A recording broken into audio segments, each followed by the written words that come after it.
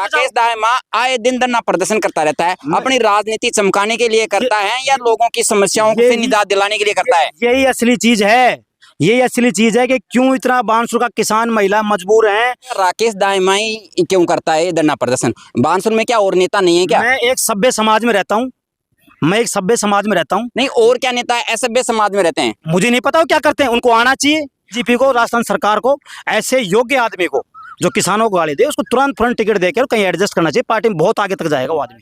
नमस्कार, मोहनवाणी से मैं मोहनलाल मौर्य। राजस्थान के कोटपुतली बैरोड जिले के नारायणपुर उपखंड के बिजली विभाग के बाहर 23 जून 2025 को सामाजिक कार्यकर्ता, किसान नेता और कांग्रेस के ओबीसी प्रकोष्ठ के स्टेट कोऑर्डिनेटर राकेश दाहिमा धरना प्रदर्शन करते हैं। उसी दौरान में बिजली विभाग के अयन कथित रूप से कहते हैं कि अब वो कांग्रेस का टाइम गया, वो गया कांग्रेस का टाइम। अब तो कांग्रेस बीजेपी ने हम किसान हैं और बिजली चाहिए, बिजली का ट्रांसफर चाहिए। ये मामला इतना तुल पकड़ता है कि इस मामले को लेके राज्य के पूर्व मुख्यमंत्री अशोक गहलोत, प्रदेश कांग्रेस कमेटी के चीफ गोविंद सिंह डोटासरा, नेता प्रतिपक्ष टीकाराम जूली, सचिन पायलट सहित तमाम बड़े नेता इस सोशल मीडिया पे पोस्ट करते हैं।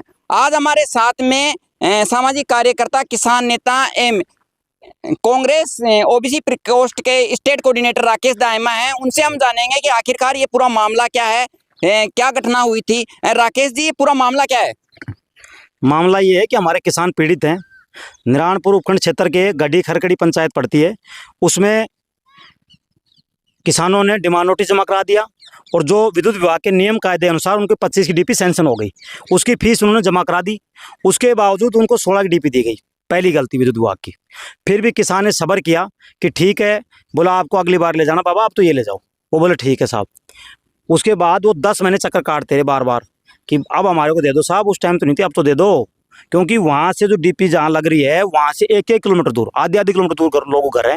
रोज कभी तार अटता था, कभी दिक्कत आती थी तो लौट जाता था। तो उन लोगों ने निवेदन किया कई बार आकर के।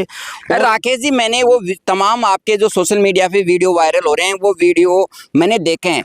आप हमें ये बताइए कि ऐसी स्थिति उत्पन्न क्यों हुई जो कि आप आईएन के साथ में और आईएन आपके साथ में तीखी बहस हो रही है? तीखी बहस का कारण उस आयन की मानसिकता देखो, जो किसानों को ये कह रहा है कि कांग्रेस का नहीं है भाजपा का राज है। उसके जो मन में था, उसके दिमाग में तो जो बाहर आ गया।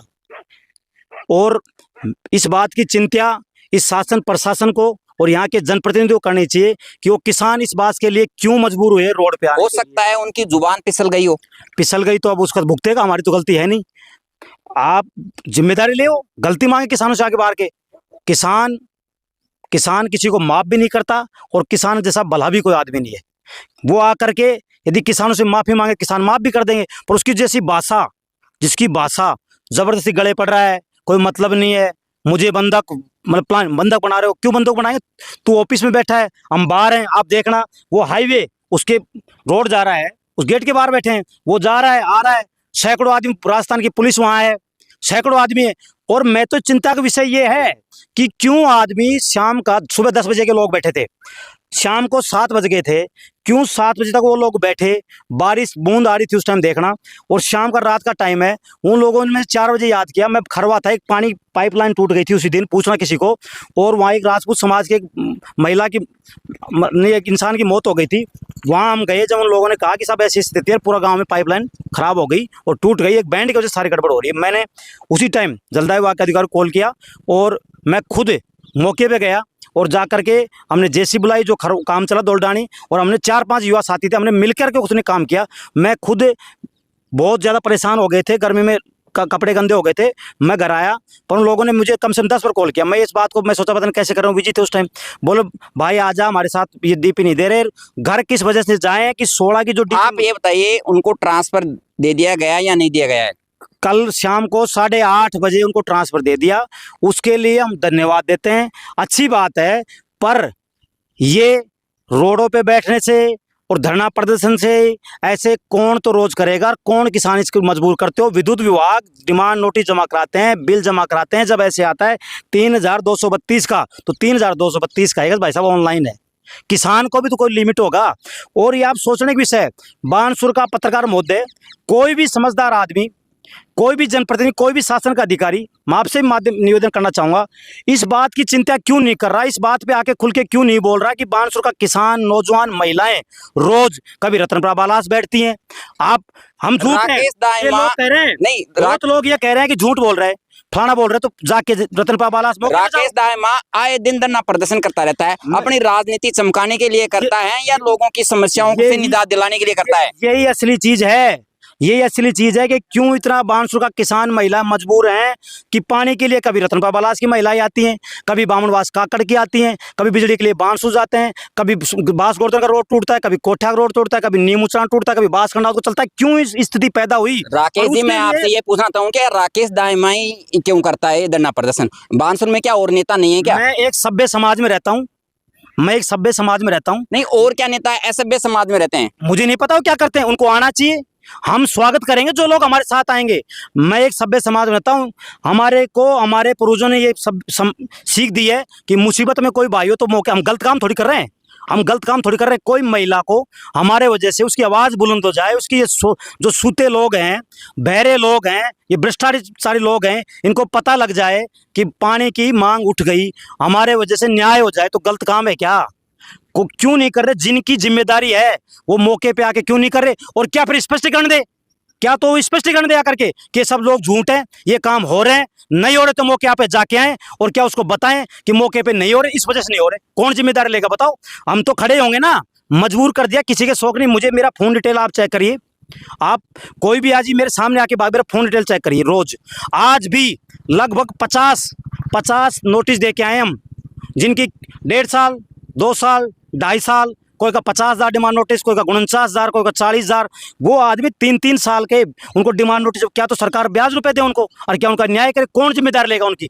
कोई चिंता नहीं करने तैयार है। बानसूर के तमाम लोगों से निवेदन करना, युवा साथियों से समझदार हो जाओ और जो पहचानो कौन अपना कौन पराया है, और ऐसे लोगों से उनको जवाब दो। नहीं भैया, राकेश दाइमा तैयार है, जो कुर्बानी देने के लिए तैयार है। कोई ये सोचे कि राकेश दाइमा को दबा दो, राकेश दाइमा पर्सनल कोई मामला नहीं है, राकेश दाइमा का कोई पर्सनल मामला नहीं है, ये जनता का मामला है, इसको उठाएंगे ही। और नहीं सुधार होगा तो ऐसे लोगों से हम लड़ते रहेंगे, चाहे उसके लिए हमारा आगे आपकी क्या योजना रहेगी? ऐसे जिसकी भाषा किसान विरोधी हो, जिसकी भाषा बुजुर्ग विरोधी हो, इतने सैकड़ों आदमी थे, उनको अच्छा बोल रहा है। मुझे नहीं पता विद्युत विभाग के एक्शन को आप जाके पूछिए एक्शन साहब का, और वीडियो दूंगा मैं एक्शन साहब को। उसने कहा, मैंने कहा एक्शन साहब बात करिए एक बार आपका। एक्शन बोला डीपी हमारे पास है, क्यों मना कर रहे हैं? मुख साहब आप बात करिए। बोले ये एक्शन फैक्शन बहुत घूमते हैं, इसको जरूरत पड़े मेरे पास कॉल कर लेगा। उसके अलावा सब जा के चक्कर, विधवा महिलाएं, 80-80 साल की महिलाएं, कोन्या। इस मामले को लेके आज आप एसडीएम कार्यालय भी गए हैं? एसडीएम कार्यालय गए, हम निवेदन किया। आसपास के जो अन्नदाता का सम्मान करना जानते हैं, जो किसानों के बेटे थे, पोते थे, भाई थे, वो सब लोग वहां गए और जाके एसडीएम साहब से कहा, और एसडीएम साहब ने खुद ने माना इस बात का कि इस नारायणपुर के आइन का स्वभाव ठीक नहीं है। यहाँ का ऐसी मनोज गुप्ता कह रहा है, राधेश्याम बंसल कह रहा है, और यहाँ के तमाम प्रशासन के अधिकारी कह रहे हैं कि बिल्कुल इस आदमी का रवैया ठीक नहीं है। लेकिन मैंने सोशल मीडिया पे देखा है किसी इंटरव्यू में आईएन नितिन गुप्ता कह रहे हैं कि मेरे पे जो आरोप लगाए गए हैं वो बेबुनियाद है और निराधार हैं। ये तो आप बता सकते हो, और पूरा राजस्थान का तमाम जो किसान संगठनों के लोग और तमाम लोग बता, और कोई इस चीज़ की वेरीफाई, कोई दुनिया में ऐसी लैब बनी हो तो मैं उसका मुकाबला करूँगा, वहाँ चलूँगा, ये साबित देखो क्या बोल रहा है। भारतीय जनता पार्टी का नाम लेकर के किसानों को दबाएगा क्या? वो एक अधिकारी है, जनता के पैसों से उसको काम करना चाहिए। हम उसको बार बार कह रहे हैं, हमारे भाई आइन साहब डीपी चाहिए, डीपी दे दो, हमसे कोई मतलब नहीं, तेरा प्लाट हम नहीं मांग रहे, तेरी तनख्वाह हम नहीं मांग रहे, तेरे से कुछ मतलब नहीं। हम आप कह के ये कह रहे हैं डीपी दे दे हमारे भाई, डिमांड नोटिस जमा कर रखा है, बिजली का बिल जमा कराते हैं, उसकी डीपी दे दे, परेशान है। उस विषय पे उस आदमी ने, मैं बानसूर के लोगों से प्रशासन ये निवेदन करना चाहता हूँ, उस आदमी ने मुझ 2 घंटे हमने ये कहा कि इस बात पे चर्चा कर मेरे भाई कि डीपी कैसे आएगी, डीपी की सोल्यूशन निकाल दे, चाहे तू हमारे को चाय पा के निकाल दे, पानी कर दे, संतुष्ट करके निकाल दे, किसान इतना बुरा नहीं है।